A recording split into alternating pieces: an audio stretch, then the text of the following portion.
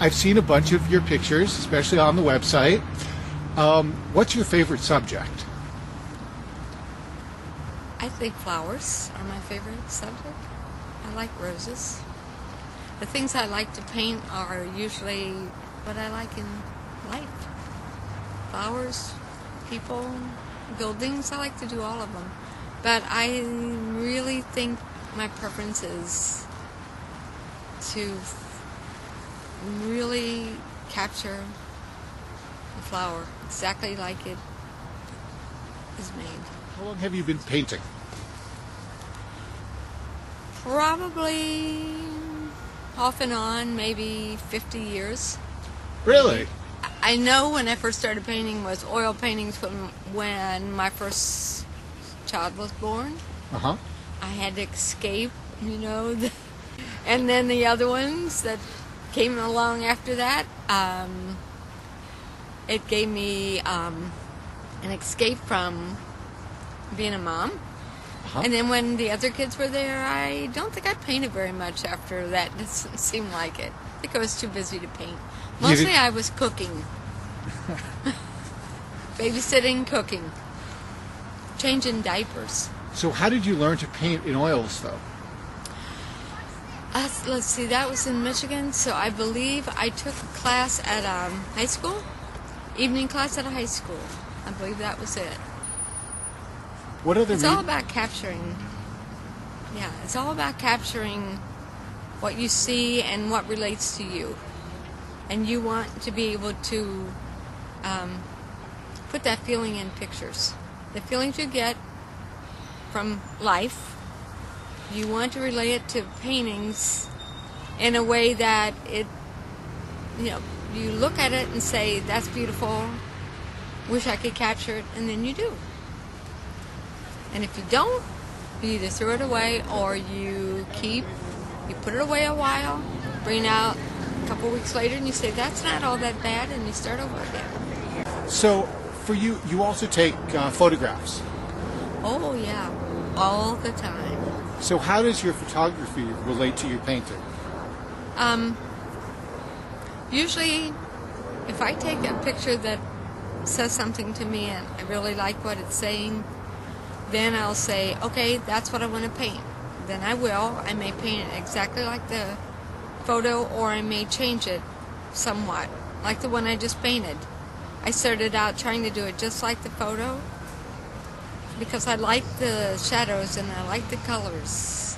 And then I changed it because it didn't have enough in it. So I went to some of my other photos and pulled from those to add more color, like for instance a green and a mauve and plants, in with the terracotta colors and the yellowish brown background of the house. And then, and I never stopped until I got it the way I wanted it. Plus, it helped having pumpkins in the foreground. Those were also from photos that I took. And the one that I think is the most interesting that I painted is, we were doing a contest in highlights and shadows. And I just want to do something that was easy and simple. Just put it in the contest. I only had a couple days. So I've always liked like modern looking, any kind of silverware setting on a table. So I put 3 spoons together, put 2 in some others, took pictures, decided which one I liked the most, and then I painted that. And from the photo, it also had shadows, it had highlights, and very little color, because in that contest we were only supposed to use, I believe, basically, black and white. They called that a color, I guess. And then maybe a little bit of brown, a little bit of gold, and that was it. And then as time went by, I looked at it and said it needs some highlights, so it added a few highlights. But that was way after the contest was over. Put it in a little frame. It's one of my favorites, and it's on my website for sale. So what different media do you use? I use, of course, oil and, of course, acrylics. But I also like to use, on my canvas or even on wood, I like to use tissue tissue papers or like brown paper bags, torn pieces like that. I like to use clay on it. I especially like to make objects out of air drying clay that you don't have to bake, and you put it on, put it over the top of some object that has a lot of indentations in it, like a key or doorknob plate behind the doorknob, door key, and then let that dry. Paint it. Make sure it stays flat if it's supposed to be flat, and then glue that on the canvas around different objects. And I also have a painting like that on my website. And then I painted it with silvers and coppers, golds. So let me ask you, for your artwork, is there? You've mentioned you try to bring out what you see. Yeah. Reproduce the meaning. Do you ever have any other types of meaning in your artwork, like social commentary or anything political or anything like that? Meaning in my artwork? The one I did recently that I got the prize for at our art gallery contest, you could say it had social meaning because it was of the Twin Towers in New York City, but it was from a photo that I took in 1996 when my two sisters and I were up there, and we were in Soho, and we looked up, and I said, "What are those buildings?" My sister Peggy said, "Those are the Twin Towers." So I took the picture, and I had it in my photographs for all this time. Brought it out about a year ago because I knew I had it in there somewhere. Then I brought it out, and I asked my husband if I should do this in abstract or make it realistic. And he said realistic, and I did that. And it was browns and grays, blues. Sky was blue, of course. The towers were white, very white, like they really are. And then I looked at it. I didn't like it. I even had a car and a van in it at one point. So I went over it and made it all bright colors, made it abstract right over the top of the old one. And then I made the sky turquoise, made the towers white, but did a lot of gray where the windows would be, gray and blue. Also had the elevator that is between them. And then I didn't put the truck or the car in, but I put some people in it, just stick people in the background. And one actually had a dog on a leash, which it just worked out. It was like very much in the background, but like they were walking in a real relaxed setting. And that was 1996, so everything was, fine. There was nothing chaotic about it. So therefore I didn't put there's hardly any black in it, nothing that was overcast. The sky was a very light turquoise. There was a lot of bright colors in it, like I said. So I thought, it doesn't matter if it wins any awards, because this is apropos.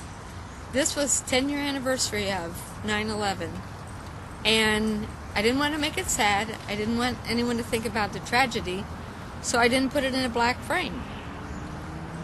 And that seemed to be a point of dissent for some people at the art gallery, but I didn't care.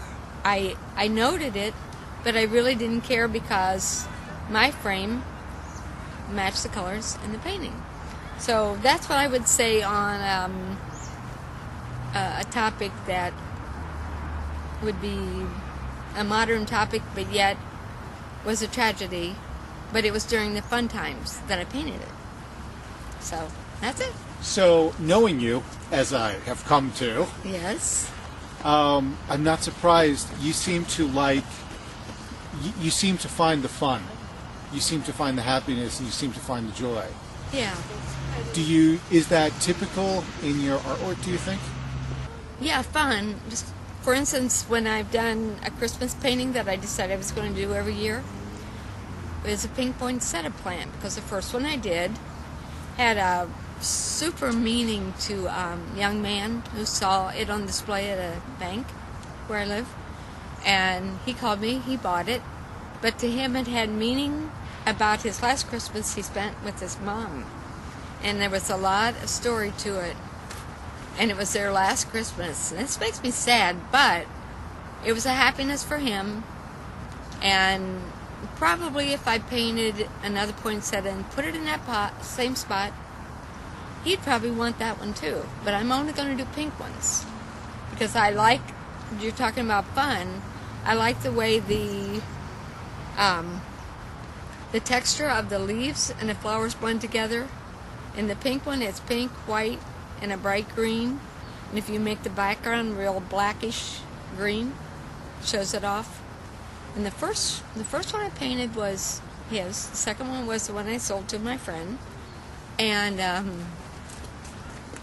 next year I'm going to do another one. I had to skip it this year, but it's got to be pink. Tell me about Tilly the dog. Oh, Tilly the dog. That's another subject. Okay, first,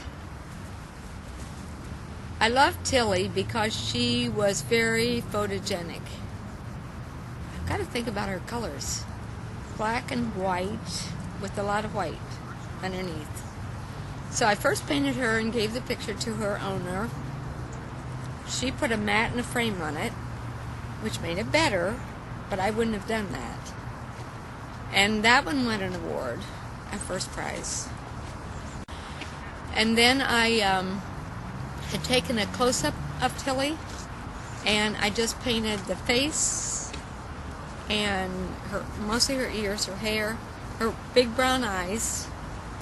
It was just a little hard getting the part of the nose face to the right angle, but I kept going back to it, bringing the hair down the way it was supposed to be, real casual. Painted only the face with the ears, and I loved it. I was going to keep it forever, but if the owner wants to buy it, I'll let her buy it. and that's the way it's going to be. I'll paint another one of Tilly another day. Then I also painted a picture of a blind dog named Daisy, and she is blind, and her eyes are slits.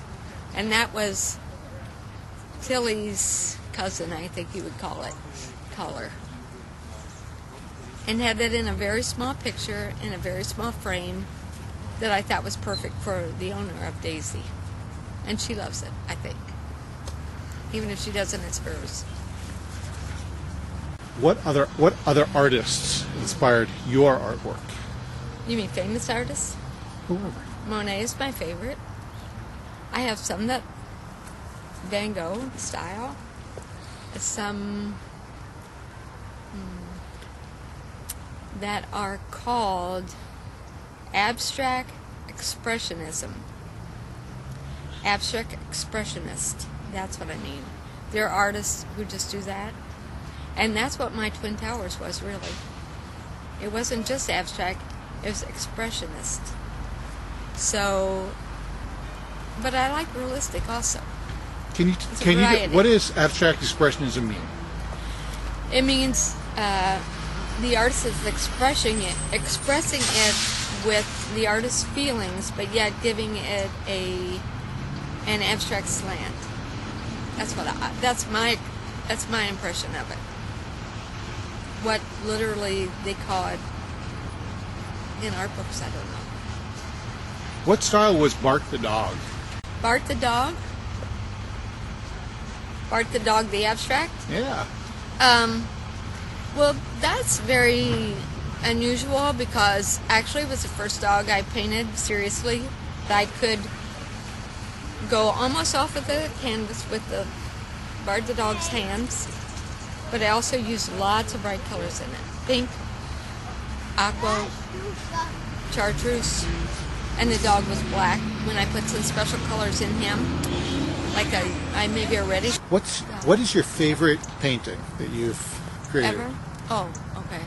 One of the favorites I have is when I first moved to Cookeville, Tennessee. And I was out in the garage painting a picture for our house.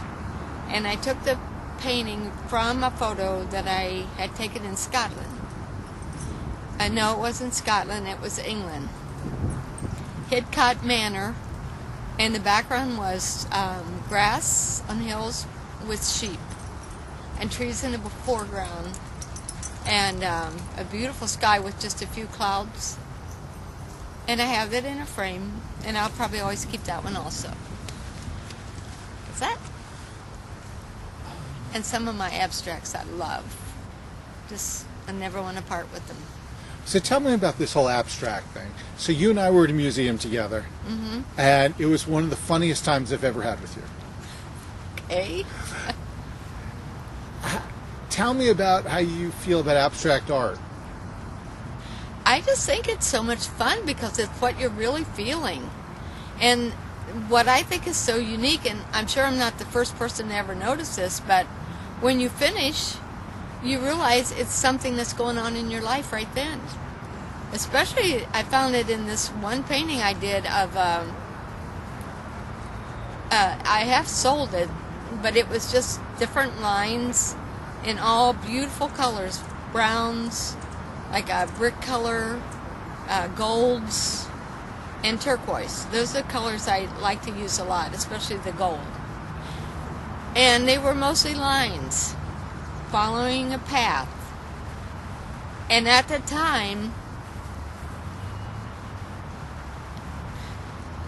there was something about the subway that I was just going to be on, either in London or New York.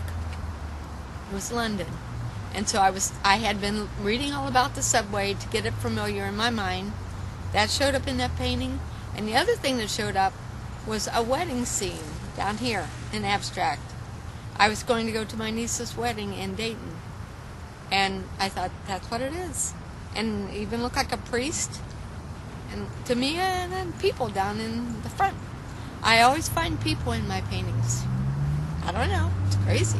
And that's because you're a people person. I think it's because I'm a people person.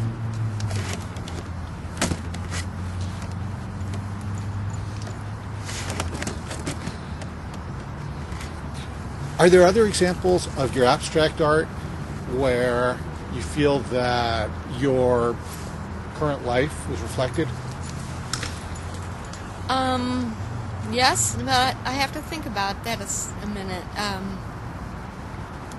Well, one that doesn't seem to apply to me at all, and I don't know why it was in this abstract painting, but I did what one of the abstract teachers told us we should do. Lay it on the floor, lay it outside somewhere. Use big brushes, put your colors down. You can sand it or go over the colors as many times as you want, as long as you use an abstract paints.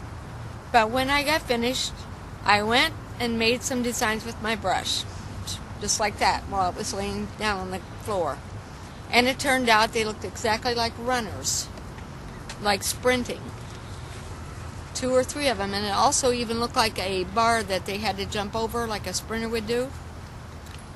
And I don't know why, but I called it marathon. So, but where that came from, I don't know. I don't know. And then I just have had some that I had a painting I didn't like and wanted to do something different. Go over the whole painting, and it would be, well, the one I called the Verde, because it was all green. It just had trees and water. It took me about an hour to make the whole thing, but it's fun, and I love it. And it has meaning to me. Someone else might like it, they may not like it, it doesn't matter.